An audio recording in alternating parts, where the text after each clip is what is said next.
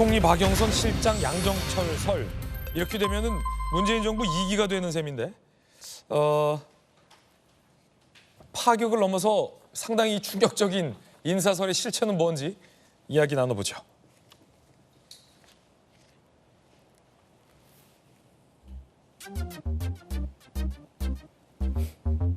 자, 일단 오늘 아침에 돌았던 보도 내용들은 국무총리의 박영선 전 장관이 거의 유력 검토되고 있다.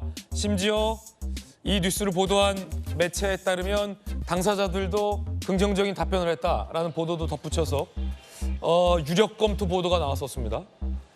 아시다시피 문재인 정부 때 장관 출신이고요. 지난 서울시장 선거에서 현 오세훈 시장과 맞붙었던 민주당의 서울시장 후보였습니다. 그 가운데서 우리가 다 잘 아는 생태탕 공방까지 집중 제기했던 박영선 전 장관, 국무총리에 유력 검토됐다라는 보도가 나왔었습니다. 함께 보도된 거론된 인물은 양정철 민주연구원장 출신의 비서실장설도 같이 보도가 됐고요. 거기에 더해져서 2+1인가요? 정무특임 장관을 신설해서 김종민 새로운 미래 공동대표를 유력 검토하고 있다라는 보도가 여러 매체에서 오늘 아침에 아주 크게 보도되기 시작했습니다.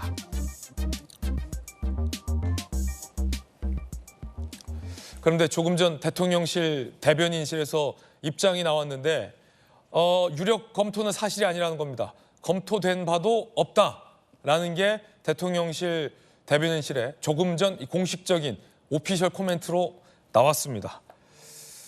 자, 이 김영주 의원님, 네. 이 설이 만약에 정말로 어딘가에서 검토됐다면 파격을 넘어서 상당히 충격적인 인사들일 텐데요. 네. 어떻게 보십니까? 만약 이 얘기가 검토됐다면 결국에는 김한길 전 의원님, 지금 국민통합위원장이신가요?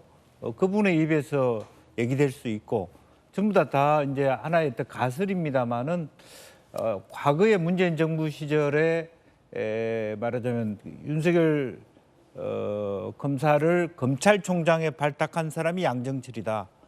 이런 부분들과의 인연설 속에서 얘기했고 그런 측면에서 박영선과 김한길 또 실제적으로 김한길 통합위원장을 거치지 않더라도 양정철과 윤석열 대통령과의 이미 이제 친분 관계가 있다는 전제하에서 어차피 많은 사람들이 충격적인 또 예상하지 못한 인선이 필요하다라고 했을 때 그냥 아름아름으로 이런 사람 저런 사람이 거명되고 있는 거 아닌가라는 거고요.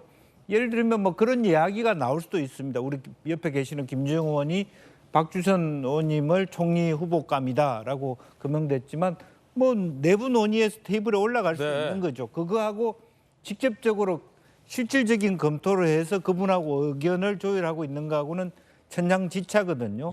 시중에 돌고 있는 얘기야 무슨 얘기인들 못 하겠습니까? 심지어는 가령 예를 들어서 이게 근거가 어디에 있는지는 모르겠습니다만은 원희룡 전 장관을 정무수석에 제안했는데 본인이 거부했다 이런 얘기까지 맞다면 그런 전제라면 최소한 비서실장과 총리면 원희룡 장관보다 좀 더 무게감 있는 분이 거명돼야 된다. 그랬을 때 과연 양정철 씨가 그런 정도의 무게감이 있을 것 같냐. 양정철 씨가 비서실장인데 원희룡 장관이 정무수석이란 말이 될 수 있습니까? 저는 말이 안 된다고 보거든요. 그래서 그런 의미에서 기준을 봤을 때 만약 그것이 얼마나 진실인지는 모르지만 그러네요. 좀 앞뒤가 맞지 않네요. 앞뒤가 맞지 않는다. 그런데 최소한 역으로 예컨대 원희룡 장관이 비서실장일 때 양정철 씨가 정무수석이 될지언정 특임 장관이 될지언정 그것은 저는 말이 안 된다고 봅니다. 격과급이 좀 맞지 않는다. 애초에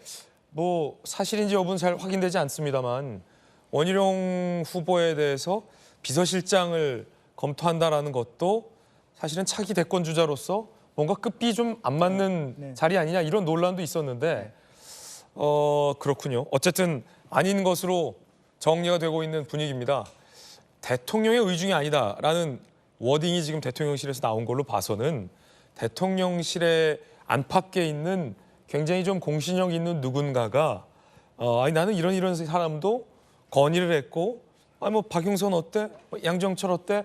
라고 어떤 본인의 건의사항 내지는 본인의 의중을 얘기한 것이 오늘 아침 몇몇 언론 보도에서 유력 검토되고 있다라고 와전됐을 가능성도 지금 보니까 좀 상당한 것 같네요. 정익진 변호사님. 글쎄요. 그런데 생각을 해보니까 만약에 박영선 전 장관이 총리가 되고 양정철 씨가 비서실장이 된다라고 하면 생각해보니까 얼마나 웃긴 일이 벌어지냐면요.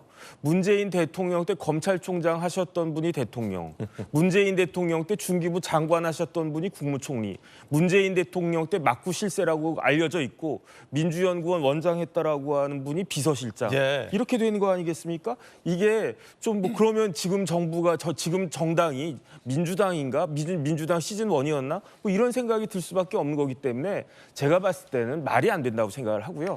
뭐 사고를 갖다 유연하게 하는 게 필요하고 유연하게 하는 게 바람직하고 지금 그럴 시점이다라고 해도 어느 정도 그 선은 있지 않습니까? 그 선을 넘어서는 그러한 이야기 아닌가? 저는 그런 생각이 들고 왜 이런 이야기가 그 시중에 떠돌고 있는가? 그거는 대통령이 좌고우면하면서 빨리 결정을 하지 않기 때문에 그런 것 같아요. 결정을 잘하는 것도 중요하지만 적기에 해야 되는 게 중요한데 벌써 언제입니까? 일주일 전에 총선에서 이제 그 결과 나왔잖아요. 그러니까 어제 이맘때쯤에 이제 투표가 막 진행이 되고 있었고 그 다음에 그 지난주 내일 정도에 이제 그 총선 결과가 딱 나왔는데 네. 그렇다라고 하면 그 대통령실에서는 총선 결과를 미리 이렇게 예측을 갖다가 해서 이렇게 나왔을 땐 이렇게 하고 만약에 이렇게 나왔을 땐 이렇게 하고 대패했을 땐 이렇게 하고 이런 것들을 정확하게 미리 사전에 생각하고 거기에 따라서 실행했었어야 되는데 그런 것이 되지 않는 것이 아닌가 저는 그런 생각이 들어가지고 어찌됐든지 간에 이런 말 나오는 것 자체가 지금 좀 난맥상이 아닌가 저는 그런 우려가 듭니다. 예. 일단 김유정 전 의원께서 보시기에는 어떻습니까? 누군가가 아이디어 차원에서 언급은 했던 것 같아요. 그러니까 이런 보도가 지금 와전돼서 나온 것 같은데. 만약 저대로 된다면 굉장한 파격이죠. 파격이고 사실 그 민주당 내부에서도 대통령이 조금 한 발 물러나시고 거국내각 구성해야 한다라는 얘기까지 나오고 있잖아요. 그러니까 그 정도의 어떤 파격적인 예. 뭔가 모습을 보이지 않으면 이 총선 결과에 대해서 뭔가 돌파구를 마련하기가 어렵지 않겠나라는 이제 그런 고언 같은 거였잖아요. 네. 그런데 지금 이 세 사람 잠시 언론의 그 수면 그 아래로 가라앉아 있던 이런 분들이 다시 부각되는 이런 모습 보면은 본인들로서야 크게 기분 나쁘진 않을 거예요. 아, 그렇군요. 또 내가 인정받는다는 예. 생각이 들고 또 박영선 전 장관 같은 경우에는 작년인가요? 그 하버드 강의 갔을 때 대통령 만나기도 하고 막 그런 예. 게 또 기사화되기도 했잖아요. 그래서 이게 세 분 중에 한 사람이라도 뭔가 그 들어간다면 굉장한 파격이다 이런 생각도 듭니다만은 기대난망인 것은 만약에 이 정도의 파격 인사를 염두에 두고 있었다라고 하면 어제 국무회의 모두 발언에서 대통령이 그렇게 말씀은 안 하셨겠죠. 그래서 이거는 그냥 누군가 흘리고 또 부인하고 다시 철회되고 이게 좀 몇 번 반복된 역사가 있었기 때문에 예. 그냥 한번 뭐 시쳇말로 간보기 정도의 얘기가 아니었을까 싶은데 너무 못 박아서 또 본인들의 반응까지 넣어서 그 단독 보도가 되기도 했었기 때문에 오늘 아침에 화제이지만 약간의 해프닝이 아니었나 생각합니다. 예, 일종의 해프닝이죠. 여론의 간을 보기에는 너무나도 짧은 시간에 대통령실에서 부인하고 나섰기 때문에 일단은 사실이 아닌 걸로 돌직구쇼에서 정리해드리겠습니다. 오늘 아침에 좀 기사 보신 분들이 많이 혼란스러우셨을 것 같아서 저희가 좀 사실관계를 파악해서 제일 먼저 여러분들에게 알려드려야겠다라는 필요성이 있었습니다.